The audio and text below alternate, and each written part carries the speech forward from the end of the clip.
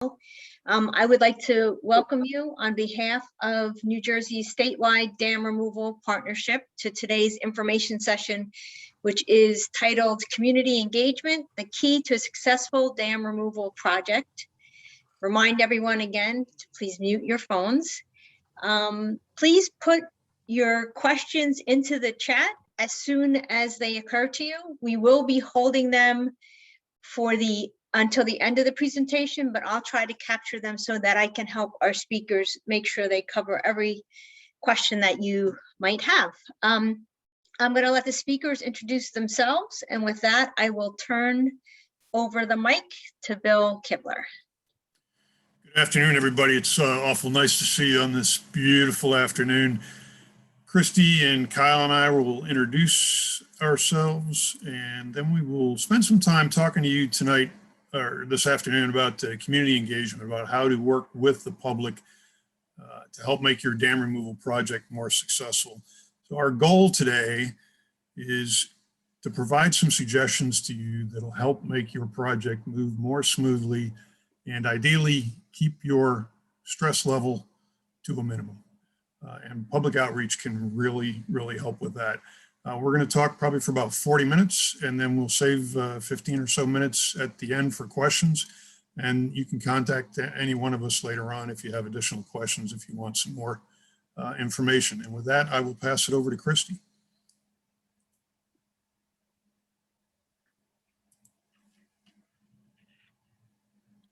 Christy, you're unmuted. Hi, everyone. Sorry about that. Thank you for being here today. And I'm really happy to be here too to talk about this important topic of dam removals and how to make them successful through community engagement. I'm the director of science at the environmental nonprofit Raritan Headwaters. We're focused on protecting land and water resources in the upper Raritan River through education, science, and advocacy programs. And dam removals are definitely in line with our mission of trying to protect and restore rivers and streams. And with that, I'll pass it over to Kyle. Hi, everyone. I'm Kyle Richter. I'm the Watershed Programs Manager at the Musconetcong Watershed Association. We're a nonprofit dedicated to protecting and preserving the Musconetcong River and its surrounding watershed, including its natural and cultural resources. We have done a number of dam removal projects on the Musconetcong, and they greatly have helped improve recreational usage as well as fish passage on the Muskie. And we'll talk a little bit more about that in just a little bit. What I want to do first is give you kind of an overview of the presentation today, as Bill said. So we are going to do a brief overview of what is the statewide dam removal partnership, recognizing that for some of you, this might be your first time tuning into one of our webinars, and then briefly go over some major steps in dam removal projects, as well as the why, who, what, and how of community engagement in relation to dam removals, and then hit on a few common issues that we've seen arise. And then just take a quick look at a case study where community engagement has helped facilitate dam removals in a watershed. So statewide dam removal partnership, which is a word, so I'm just going to call it the partnership, is a collaboration of nonprofits and government agencies that seeks to advance the removal of antiquated, dangerous, or ecologically detrimental dams in New Jersey. We're a group that meets quarterly throughout the year, and we have also broken ourselves up into a few groups that focus on different issues related to dam removal to then report back to the larger group, including prioritization, monitoring, policy, outreach, and funding.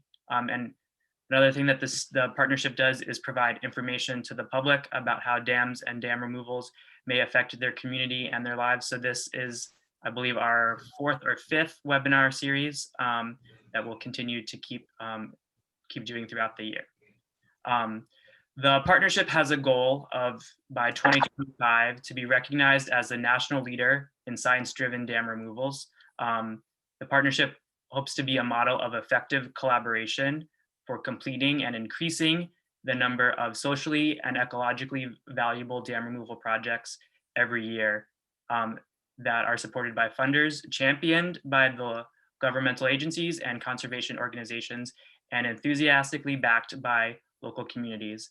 And just have a few pictures here of the Columbia Lake Dam pre-removal and post-removal. One of the things that the partnership has done is created the website njdams.org. And this is really a clearinghouse for all information, you need, not that you need, but all the information you can hope to have on dam removals. We have a frequently asked questions section where if you have a question, we've probably answered it here, broken up into different categories, whether it's just a general question regarding ownership of a dam, the restoration, what it might cost, or public safety. We also have a bunch of case studies and fact sheets. So here we have a picture of the Calico Dam on the Raritan River, which really highlight the key successes for major dam removals in the state.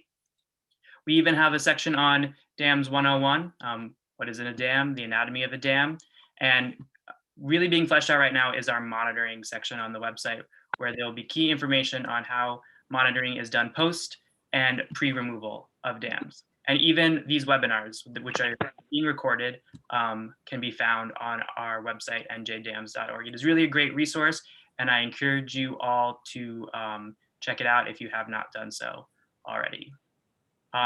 So dam removals in New Jersey. So there are over 1,700 regulated dams in New Jersey, and it's not a huge state. So that is a lot of dams. So anywhere basically that you find humans, you find people, you can find dams within New Jersey, which makes interacting with the community vital when working towards a dam removal project. So these two maps show some locations on the dam. The map on the right shows dam removals by priority for ecological gains for androgynous fish species. Here we list a few major steps in dam removal projects, including project identification, feasibility, permitting, and monitoring. But the key point is that through all of these steps, community engagement and awareness is a vital role in helping the process of moving the dam much smoother. And coming up next, Bill and Christy will go over a little bit more of the specifics on how to do that. But just getting across the point that community engagement is vital to making dam removals a very, to making your dam removal project. All right, with that, I'll pass it over to Bill and Christy. Thank you, Kyle. Christy and I are going to tag team on a few slides here, and I'm going to talk to you about the things you have to do. And then Christy's going to talk to you about the things you can do to make your community engagement more successful. There are a number of regulatory requirements that they may come into play for your particular project, and they can come in at multiple levels. So they can come in, for example, at the federal level as a result of the National Environmental Policy Act, where you may be required to do a public meeting if an EIS is required or an EA is required. They're likely to occur at the state level here in New Jersey. Your project is likely to be subject to either the Dam Safety Act and require a permit under that, or the Flood Hazard Area Control Act. And the Dam Safety Act has some specific requirements for public outreach, public notification within that, and we'll talk about that in just a moment. You may have some regional requirements. I'm thinking particularly if you're operating in the Highlands region or in the Pinelands region. For example, there are certain dams within the Pinelands that are not regulated by the dam safety folks at DEP, but rather by the Pinelands Commission. So make sure you check on regional requirements. You may have county requirements. It's not unusual to have a county bridge across the stream near where a dam is located. So you may need to interact with either the county engineering or bridge department. And you may have local requirements. There may be local ordinances that come into play. Just keep in mind that oftentimes streams in New Jersey are the boundaries between municipalities and sometimes counties. So don't forget that you may have more than one municipality or county to deal with. Christy? Okay, so Bill talked about why you have to engage the community for the different permits that you're going to receive and the regulatory agencies that are involved. But that's just really, you know, the basics of what you're going to need to do in order to have a successful project. A lot goes into dam removals, a lot of time and energy in planning the dam removal, and a lot's at stake as well in just how important dam removals are ecologically. So you want to do all you need to do to make your project successful. And there was another workshop talking about building partnerships, you know, which is really key. But beyond the direct partners, you're also going to have stakeholders in the community that include people that might be directly impacted by the dam removal or have an interest in the dam removal in some way. So you really need to engage them, to learn from them, and also to share your information with them about why dam removals are important and the specifics of the dam removal. It will help you identify some issues and obstacles early on. You should start this process early on to see what kind of issues might arise down the road that could impact the project so that you can address them as soon as possible. Some of these issues might even affect the feasibility of the project, and you don't want to get too far along without being aware of them. You might also want to make sure that the community knows who they can contact to learn more about the project, so get access to the partners.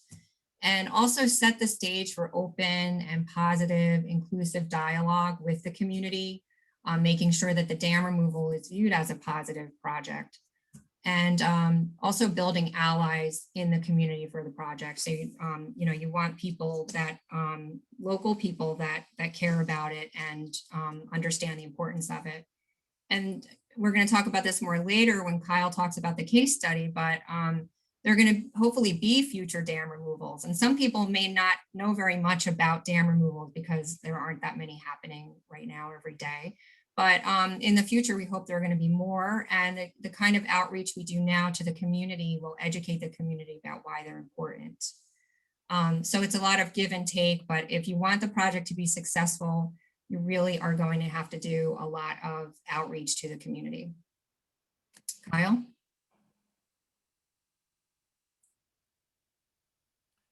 Who do you want to have involved in your community outreach? Who do you want to make sure you reach? Well, this depends on the regulatory side in terms of who you have to involve. It depends a little bit on what the regulatory requirements are. So my advice to you, if you have public notice requirements under the National Environmental Policy Act or NEPA, is to rely on your federal partners on the project to help you through that process. Unless you're very familiar with NEPA, unless you're very familiar with the process of environmental assessments and environmental impact statements, if one is required for your project, get some guidance from your federal partners to make sure that you have the right people involved. Here in New Jersey, if you are subject to the Dam Safety Act, the Dam Safety Regulations, you're going to be required to send a certified letter to the neighbors. That means all the property owners who are adjoining the dam and the impoundment and the municipality in which you're going to be working. So again, a reminder, you may have 2 municipalities here to keep track of. You'll also be required to file legal notice in at least 1 newspaper of general circulation in the municipality that you're working in. So keep in mind, if you've got 2 municipalities, hopefully they're covered by the same newspaper, but they may not be. If you have obligations, if you have public notice requirements at the regional level, my suggestion to you is that you coordinate with the municipal liaisons at the regional authority. For example, at the Highlands Council, there's a staff member who's assigned as a municipal liaison for each of the municipalities. They know that municipal area very well, and they can be very helpful folks to work with. At the county level, if you have requirements, I recommend coordinating with the planning or engineering department. Those are usually good places to start. And oftentimes they're the ones that are either responsible for county assets, such as a county bridge that may be on site, or they may be responsible for county open space or those sorts of programs that may be impacted by the work you're doing. And at the local level, it's a good idea to consider including the local municipality or municipalities as part of your project team, and then they can help run interference with you for you on community engagement, as well as giving you somebody who's got eyes and ears on the ground and knows the area. But to get an idea of some of the better management practices, instead of just meeting the bare minimum, Christy, go ahead and tell them about things they can do to make it even better. Okay, thanks, Bill. So you're going to want to cast a wide net in order to capture as many different stakeholders with different perspectives as possible. Some of the, this is kind of a laundry list, and there's probably more that we could add to this list. Some of these will be partners in the project, but if not, they still need to be addressed, and you might want to make extra effort in different efforts for each of these different entities. So within the municipality, you may be required to notify the municipality and the local police, engineering department. But you might want to make some targeted outreach efforts toward the Environmental Commission, the Open Space Committee, Historic Committee. You might learn some things that you otherwise wouldn't learn if you didn't contact the local people who know about environmental issues and historic issues in the community. Watershed associations such as Raritan Headwaters or the Musconetcong Watershed Association, the Watershed Institute, depending on where you're located, there are watershed associations in New Jersey that have an interest in the project.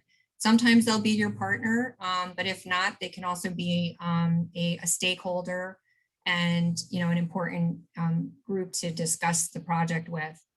The Nature Conservancy and Trout Unlimited as well. And they can also share the outreach you provide them with to their constituents. Don't just think about the location of the dam or the municipality where the dam is located. You should be also considering upstream and downstream entities. It might be other municipalities. It might be open space that's upstream or downstream. Other neighbors, you're required to notify the adjoining neighbors, but there might be landowners upstream or downstream who are going to have concerns about removing the dam. County level planning department and open space is often on the list. Road departments, because the dams are often associated with roads or bridges nearby. Water companies and the general public. So you're going to want to make sure people are going to be aware of the project. And don't forget easement holders, including utilities like electric, pipeline, water utilities that might have infrastructure associated with the area where the dam removal is occurring. So again, important to just be very inclusive and brainstorm who potentially might be interested or impacted by the project to include them in the conversation early on.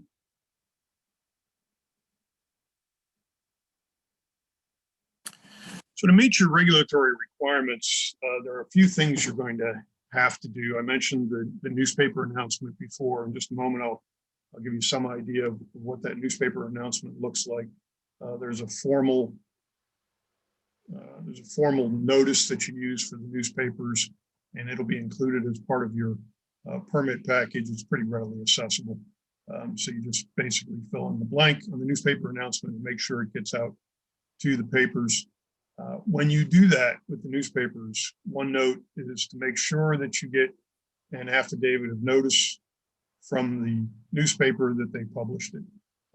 It's something that newspapers do routinely when they publish legal notices, so it's not a big deal. You're not asking for a special favor.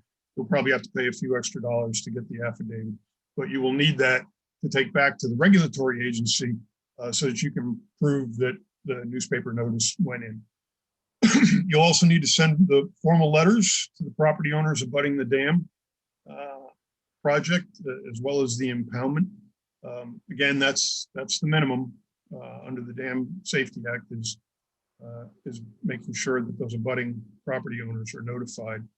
You may be required to hold a public forum if some of the stakeholders or neighbors raise issues. When dealing with the regulators, I cannot recommend strongly enough that you schedule a pre-application conference as early as possible. The regulators can be an ally and they can help guide you in the permitting process and in the requirements, the regulatory requirements for public outreach. But it's really important that you get in early so that if you need to make any adjustments to your project plan or your public outreach plan, that you can accommodate that and try to limit surprises and keep everybody happy.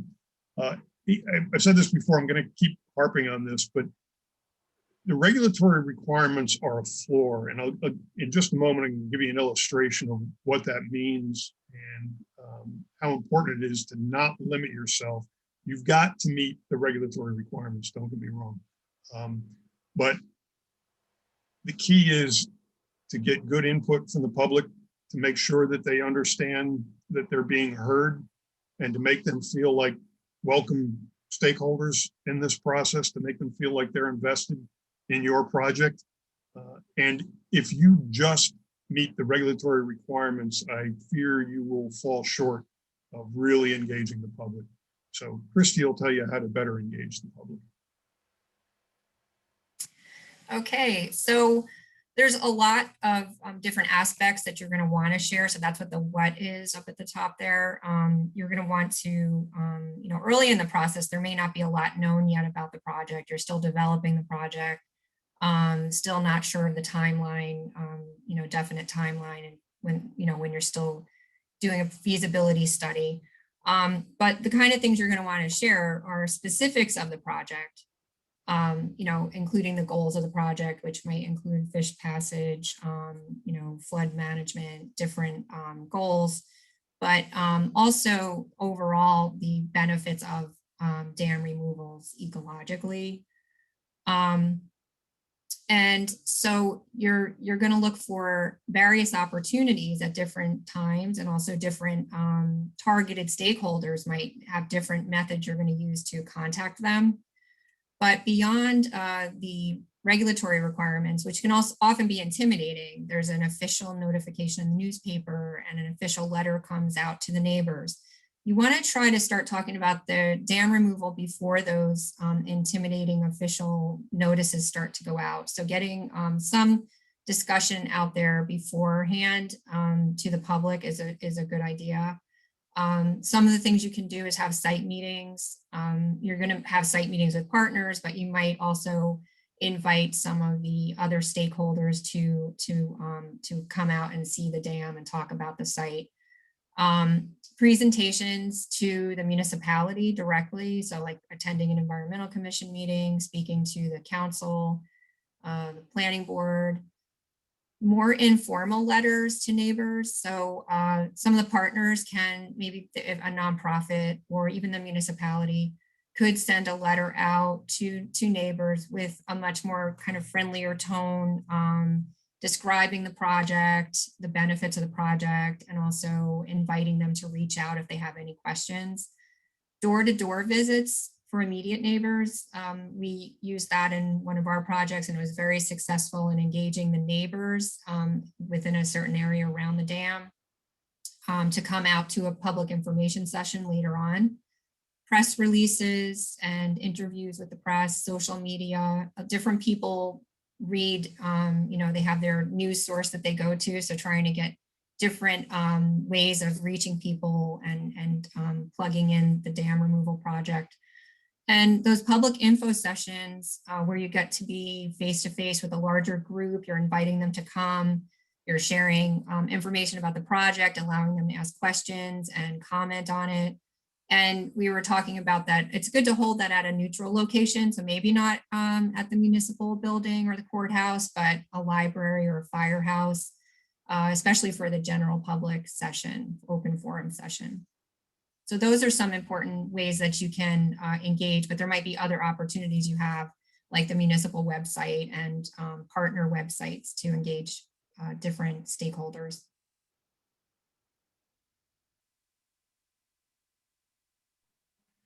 All right, I'm about to show you 3 documents.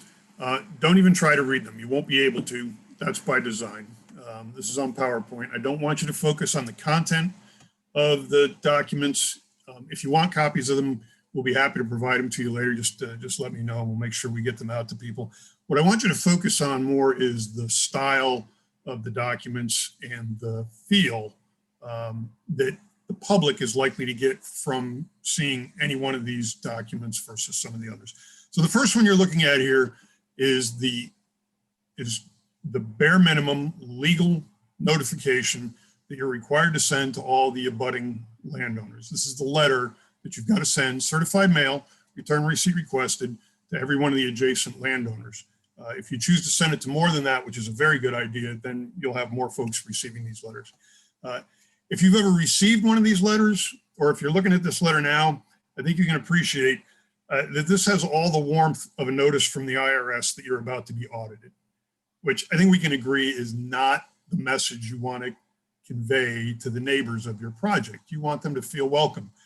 You don't want the hair up on the back of their necks. You want them to be open to having a discussion with you and to feel like you care about what they have to say and that you have interests in common with them.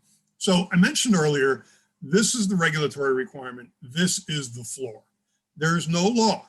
There's nothing in the regulations that says you have to limit yourself to this letter. You have to make sure that the neighbors get this language, but you can do more than this. Kyle, next slide, please. So again, don't worry about reading this, but this is the letter that we sent out for our Burnt Mills project. This includes all the regulatory required language. We've embedded it in a letter from our organization on our organizational letterhead that starts with a nice introduction.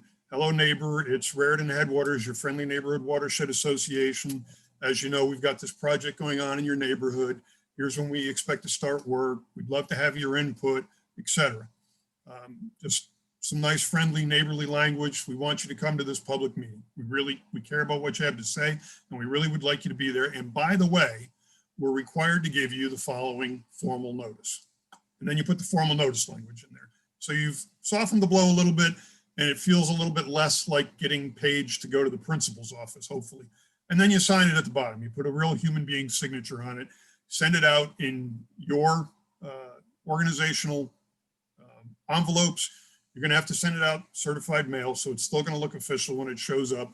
But hopefully when they open this up, it won't be quite so abrasive. So make sure you got the required language in there, but don't be afraid to go beyond that. If you want to think about, if you're one of those people who likes to think outside the box, this is a good place to do it, or you can just make the box a little bigger. Next slide, please, Kyle.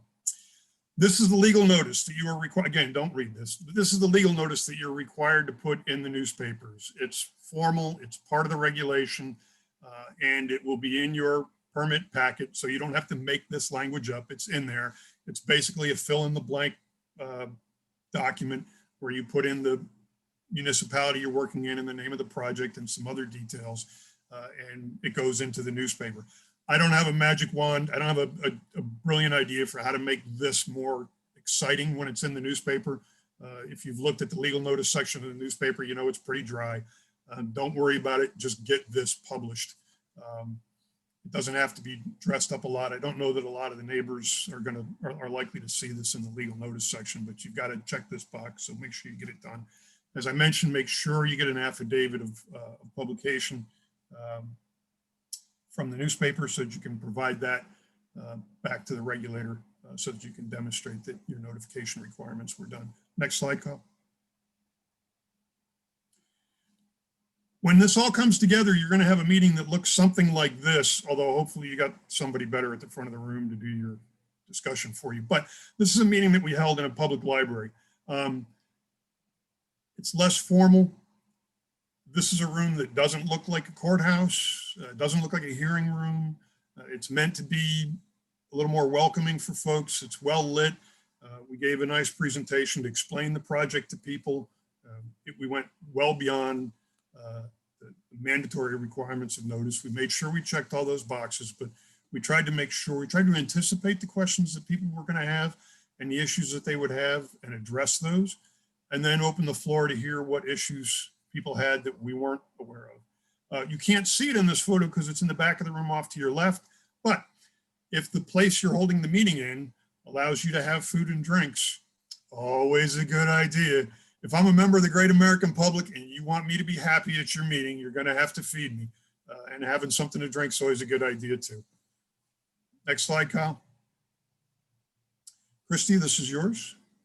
Okay, so, you know, there's such a diversity of people out there and stakeholders, and often people are a little concerned, and you might get people raising questions. And once you have a chance to talk to them, it's surprising how, you know, when you explain the project and, you know, why it's happening, how much you often find that people are like, okay, yeah, I get it. You know, it makes a lot of sense that we're going to restore the stream and river back to its original channel, and water quality is going to benefit fish habitat, fish passage.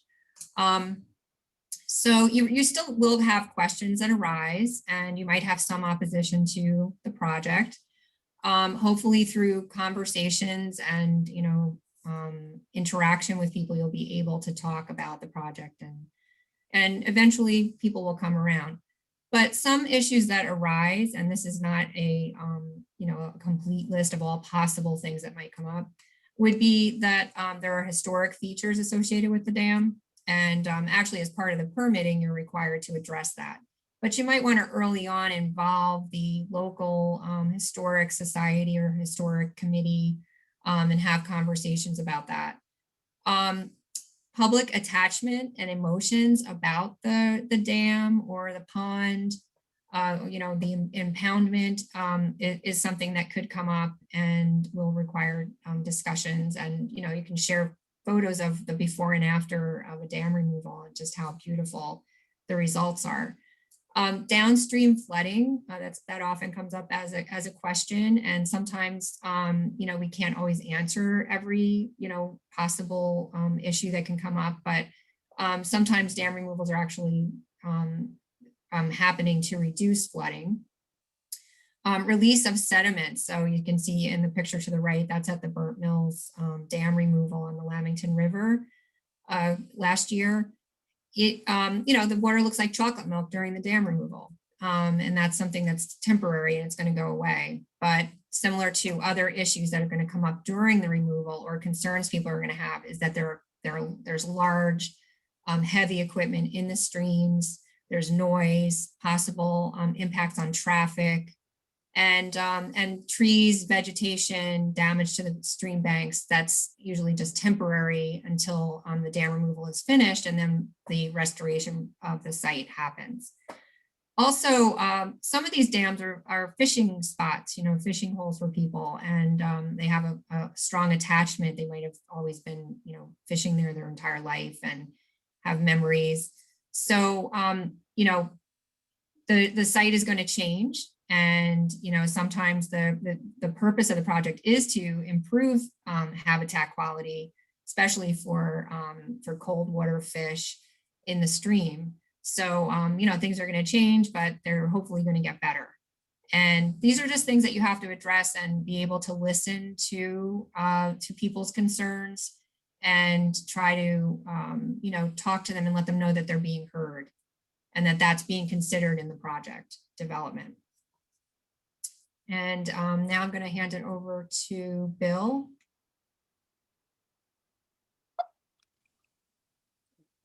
Not me. Yeah. All right. So now we're going to transition into taking a case study, taking a look at a watershed where there have been a lot of dam removals occurring within the last decade plus. Community engagement has really helped spur some of these dam removal projects. So we have the Musconetcong Watershed. No surprise, I work at the Musconetcong Watershed Association.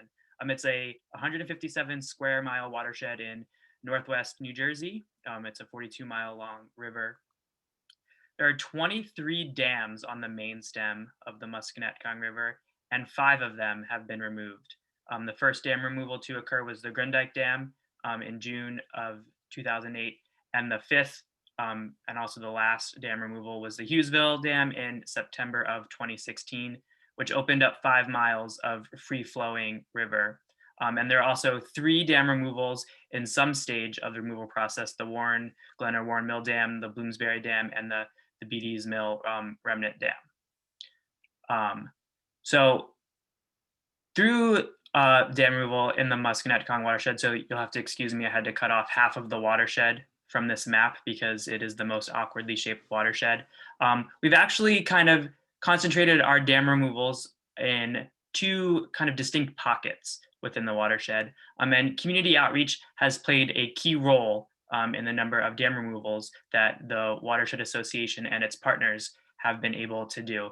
So kind of in the middle of the watershed, in the Hackettstown region, we had the first two dam removals, the Grundyke and Sieber Dam, and currently working on the East Avenue or Beatties Mill Dam as well. But I want to focus on the lower section of the watershed, where we've had a number of dam removals and there are a number currently in progress. So kind of zooming in to take a closer look. We have the Riegelsville Dam, which was the first dam from the confluence with the Delaware, then Finesville and Hughesville, and then we have the Warren Glen Dam, and then just further upstream we have the Bloomsbury Dam. The Riegelsville, Finesville, Hughesville, and Warren Mill Dam are all within Powhatan Township, Warren County, and Holland Township, Hunterdon County. So as Bill kept mentioning earlier in the presentation, you have to remember that some rivers in New Jersey are the dividing line for counties or municipalities.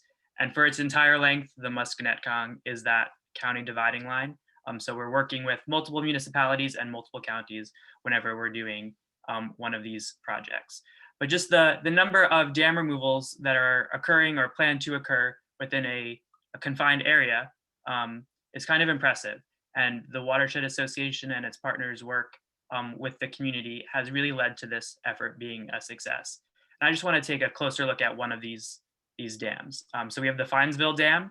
It was the second dam up from the confluence of the Delaware. And as I said, in Holland and Powhatan Townships, it was a smallish dam at 9 feet and 109 feet wide. It was originally constructed for an iron forge. It was also a structure that has posed a safety threat to the community, and with 2 known fatalities that were attributed to it. But the removal of this dam, the main objectives were migratory fish passage, recreational opportunities for fishing and paddlers, to improve water quality in the former impoundment and reduce localized flooding. So we have this image here, which shows the dam, which is located right here towards the bottom of the screen. This is an image taken right after Hurricane Irene in 2011, right before the removal of the structure. And as you can see, there is an extensive amount of flooding going on within this community. And I believe this was like 48 or 24 hours after the hurricane. But if you had been out here before that, this street that you see right here would not have been visible. So flooding was a big concern for this community, especially if you can see the number of residences located within a relatively short distance from the structure. And now you have a site that looks like this. This is after the dam has been removed for a couple of years. You have a nice, beautiful, free-flowing Musconetcong River. So working with the community. So the process to remove and restore the Finesville site took 4 years, and it did include an extensive community outreach to address community concerns with that removal and restoration of that structure.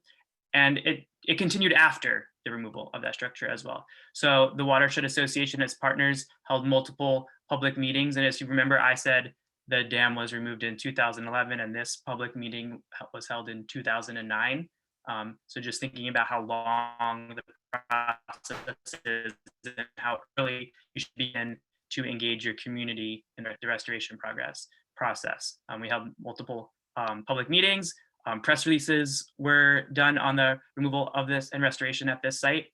And as Christy mentioned, the historic aspect of these structures. I mean, the Finesville Dam was a very old structure built for an iron forge. So at the site now is a plaque, which is this image here, that honors the past and why the dam was built and recognizes its historical importance, but also recognizes that the removal and restoration was great for the Musconetcong River, including the fish species who are now able to migrate past And so at the site, you have this structure. This is this sign. We also did a riparian tree planting just upstream of the former impoundment and included local community members to help us plant the riparian buffer and utilize them for ongoing maintenance. And the site now too is one of our river watcher monitoring sites, which is our citizen science community engagement, where we have local residents who are trained through one of our programs come out and monitor the quality of the Musconetcong River at this site. All of these outreach events that the Watershed Association has done over the last couple of years has led to the success we've had on all of those other dam removal projects that you see going on within the watershed. Without community engagement, we would have hit some more opposition on all of these projects and would have taken the subsequent dam removals would have taken longer. So really engaging your community and doing it early and doing it often is really going to be key to allowing you to do more dam removals on your river. With that, I'll hand back over to Bill for some key take-home messages. Thanks, Kyle. Great project. Okay, so here's a few thoughts before we close this out and start taking questions. I think you probably got the message that it's important to start your public outreach early, and the sooner you begin it, the better. You don't have to wait for the formal regulatory process to kick in to start sending postcards, letters, emails to the neighbors, knocking on doors, meeting people, especially folks that may early on show an interest in the project, and start getting a feel for what's going on. The sooner you start, the better off you will be down the line. Absolutely. Be flexible. My message here is fairly simple. If you don't know what concerns the neighbors have until you ask them. So for example, on our Burnt Mills project, I got to tell you this story. On our Burnt Mills project, we did all kinds of public outreach. I thought we did a really great job. And then we had a public meeting. We invited everybody in. We explained the project in great detail. Everybody was pretty good about it.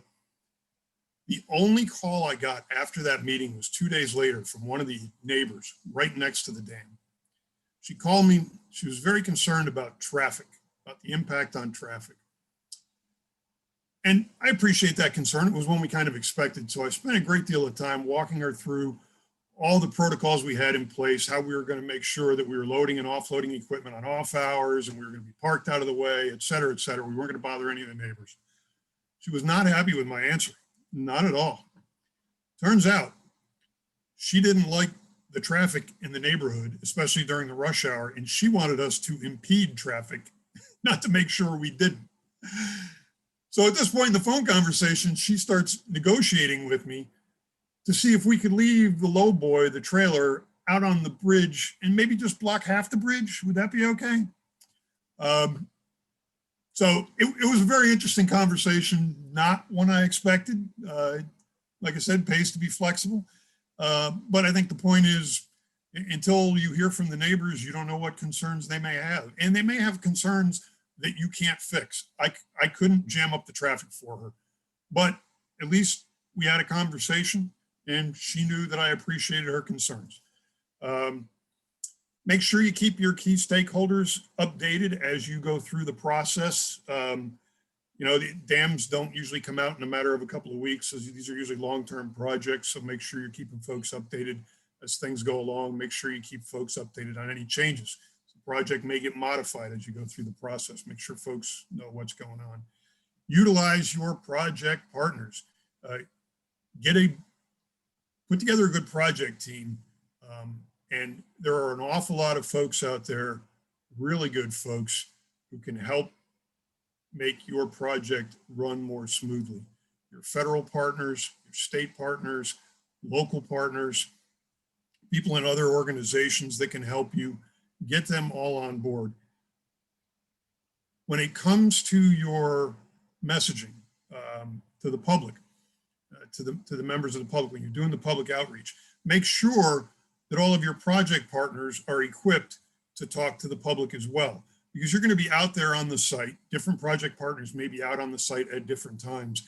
And the great American public doesn't care who's on the site. If you look official, they're going to ask you questions.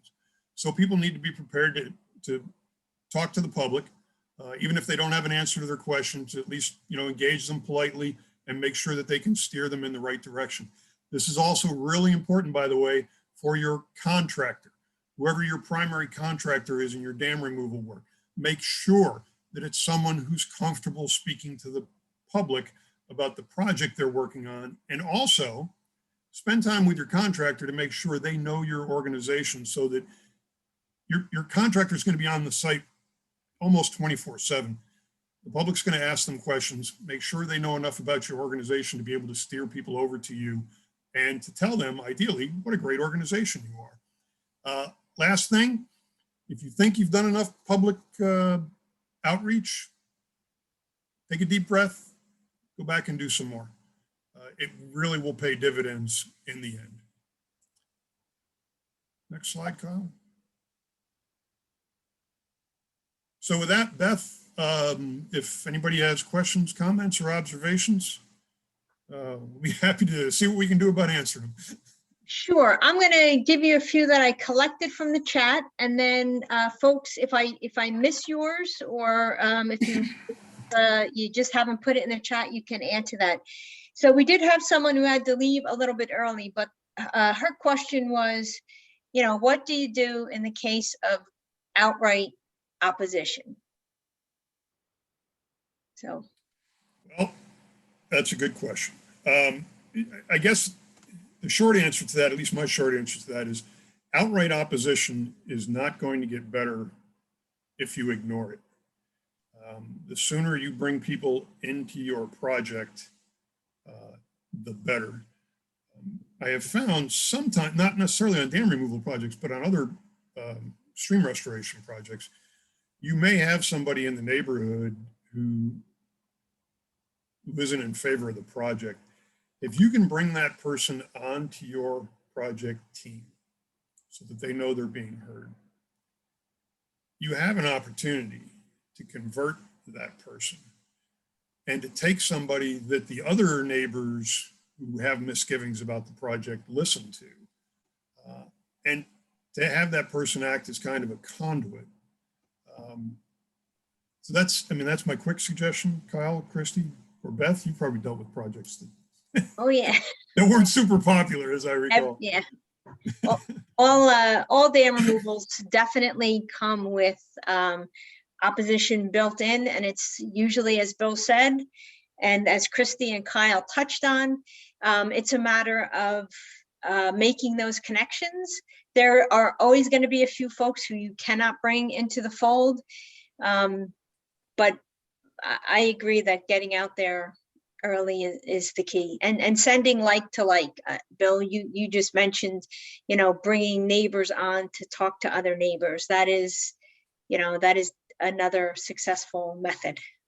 Yeah, and I'll say, I would add, Beth, one thing that we have found, and I've seen it work well on other projects, if you know you're going to have folks that have some very serious concerns, but you've already addressed those concerns. One really good way to deal with that is if you can find someone who either owned a dam that you removed or who lived in the immediate vicinity of a project that you completed recently, who's willing to come to that public meeting and talk to the neighbors and say, look, I lived through one of these. I lived in the neighborhood. I don't work for Raritan Headwaters or Musconetcong Watershed Association or whoever. I'm just a neighbor. I lived there. And this was my experience. When we were done, I'm so glad that dam's gone, because my life is so much better. My flooding issues are, they're not gone. I live in New Jersey, but they're a lot better than they used to be. Whatever as Beth was saying, if you can kind of make that a peer-to-peer thing instead of it being me trying to throw the sales pitch at them, it generally is received a lot better. Okay, another good question is that the process that you guys have been describing is a pre-pandemic process. Any hints for doing a dam removal during a pandemic? I could take that one. I meant to touch on that before. We're doing it right now in a way. So we have to make modifications to, there's lots of different tools you can use for outreach, and the Zoom meeting is actually a great tool because you can have people, pop in for the meeting. They don't have to drive anywhere.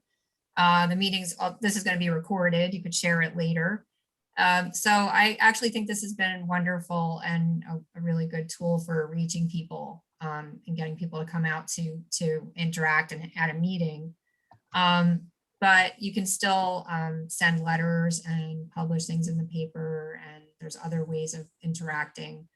I may have missed something, but I think there's still a lot of ways that we can talk to people. Social media, the local, whatever the local Facebook pages, the municipal website. So there's still a lot of ways. Most municipalities are still holding their council meetings and planning board meetings and environmental commission meetings are just all remote. So, the partners can go and reach out to people that way. And we can meet outside. We can meet up outside and look at the dam project and, walk the site, look at what some of the issues are surrounding the dam upstream and downstream, what the benefits might be, and just be socially distanced, wearing masks. So I think there's still a lot of things we can be doing despite the limitations that COVID is imposing. Yeah, I agree with Christy. Inviting the neighbors on a site visit is a great way to get them outside. Everybody can stay masked up. You can socially distance and you can have a conversation with folks. You're going to be a little limited on your ability to knock on doors. And I literally mean knocking on doors. I'm talking about, we knocked on every single neighbor's door. That's going to be a little tricky to do now. So you may have to work the phones. You're going to have to put more effort into social media. The notification letters have been modified through the governor's executive orders relating to COVID, so that, if you're required to have a public meeting, it's going to be a Zoom meeting or some version of a virtual meeting. But that's going to raise the challenge level for you a little bit, because it's harder to make those interpersonal connections, especially with folks you don't know, on a Zoom meeting. It's really going to, I think that emphasizes the importance of working the phones, working the social media, and making sure that you have local contacts. If you've got neighbors who are members of your organization who can help talk to the other neighbors. Yeah, I forgot about the phone. Yeah, you can still call them. People don't love getting phone calls, but yeah, that's another way you could reach people, especially once you make that initial contact. People can call you. You can share your phone number, your email address, and make it so that people know who to contact to ask questions about the dam removal project. Okay, so how about if we open it up, folks? If you want to just unmute yourself and ask your question, we'll see if that. Otherwise, you can go ahead and put your question in the chat.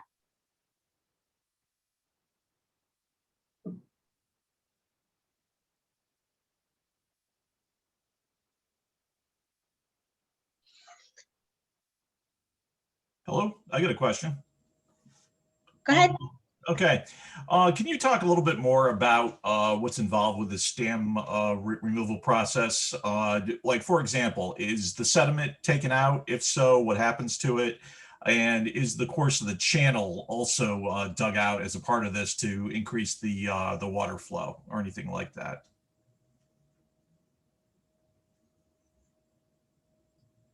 Well, I'll tell you, since our focus today primarily is on public outreach, and that was this a public outreach related question? Because this sounds more technical. No, I'm just generally wondering, when we've been doing these projects here in the state, is that a part of it, or are we just going in there and taking out the main features of the particular dam? I mean, basically, is there any kind of like rehabbing of the natural environment is basically. Okay. The short answer to that is yes. If you different organizations may have different approaches to this. I'll tell you, Raritan Headwaters views dam removal not as standalone projects, but as a subset of stream restoration. They're from a watershed perspective, there isn't necessarily a lot of value to removing a dam and then not restoring the stream when you're done. That's kind of we remove the dam to improve conditions in the stream. So simply removing a dam and then hoping for the best isn't something we would do. It's also something the regulators are not going to allow you to do. Yeah. Your funders are not going to allow that. So there are one of the advantages of having a large project team and having a lot of stakeholders at the table is you will have other folks that have those same interests at heart. Your funders aren't going to be interested in funding a project where you're just tearing out the dam and going home, and your federal and state partners probably aren't going to be interested in that either. Beth, you were saying? I was going to say only in the very smallest of dams would that even be feasible. So definitely, the complete project is usually much more than just removing the dam. Actually, that's the easiest part of the entire process, is actually removing the dam. The paperwork is definitely worse than the dam removal, for sure. You see all these smiles of acknowledgement. Those are very true words, Beth. Thank you. Anybody else? Okay, I don't think that I missed anything. I think I read all of the questions, so if folks don't have. I have one that I think might be buried in there. We had a nice discussion about how it would be great, Bill, to be able to find some people that happen to just be neighbors of completed projects. And so I was wondering if there might be a list that Raritan Headwaters or Musconetcong Headwaters Association might have of people that are those people that were positively impacted by a dam removal that happened, even though they weren't, one of the stakeholders, they just were a neighbor, so that we could maybe draw on those people if we wanted to let people speak to people in terms of our affected property owners. Yeah, thanks, Carrie. We do keep a list of, I guess what I'd call like affected folks or stakeholders, I guess, because we needed that in order to do our outreach. It's a good idea early in the process. I realize I'm getting a little off track here, but it's a good idea early in the process, to start making that list of stakeholders, because you're going to need the names and addresses. You're going to need the contact info of all those adjacent landowners in order to do your public notice, but you're also going to want it for your outreach efforts and to invite people in. So start building that early. You can do that. When we did ours, I'm a lot old fashioned, I guess. I mean, I started out with a pad of paper and a pen and started taking notes and writing everything down. Yeah. It's a great thing to put, you can just put it in a spreadsheet or something like that, so you can keep track of it. And then you have that later on. So when you want to go back and talk to people, for example, for something like this, you have names, addresses, phone numbers, emails, contacts for folks. And if you kind of keep a spreadsheet or a database of that sort of thing, or even just files, you can make some notes about folks who were particularly good, who were allies in this process. I was thinking in terms of using the ones that you already have, the one, like you were saying, that would be great to get neighbors from, say you removed the dam on Burnt Mills. Say there was somebody that found out that, wow, I was nervous about it, but it has improved my life immeasurably. If we could get the names or contact information of those people, if we could find it, if they'd be willing to come to talk to people in our town about our dam, then they are the kind of contacts that would be, not people that are pushing it on them, but just people that saw that this worked for them in another location. Okay, Carrie, I think that's a great idea. Oh, sorry. Yeah, no, go ahead, Christy. I was just going to say, Carrie, I think that's a really good idea to follow up after the dam removal with the stakeholders, and to build that support of people that are willing to speak about the project. We have the contact information, and we could do a follow-up survey of people. Right, because all they have to do is maybe come to a Zoom, and if any of the people that are here were doing a dam removal, they could maybe make use of those folks just to say, hey, I was nervous, it worked out great. This is where I sat, I was below the dam. Don't worry, follow the science, do your reports, etc. But I found that it either had no impact on my property or was positive. That would be something that would be a good point to bring to bear. So, Carrie, I just put a link to a YouTube video that does include pre and post neighbor sentiment. Great, And that's I can great. tell you that a couple of the neighbors that you will see giving their testimonial in this video were quite literally in tears at some public meetings prior. Well, that's And good to you'll know. be able to see their take on the finished product. Great, thank you so much. I'm sorry to take up so much time, but No. thought it would be a good resource to have. It is an excellent idea. Okay. Seeing lots of thank yous as folks are jumping off for their 2 o'clock meetings. It's a busy time of year. Yeah, so anyone can reach out to us via njdams.org and we'll be able to get back to you if you have any lingering questions that we didn't get to. Thank you, everyone. Thank you. Thanks, everybody. Look forward to Thanks, seeing you. Great day.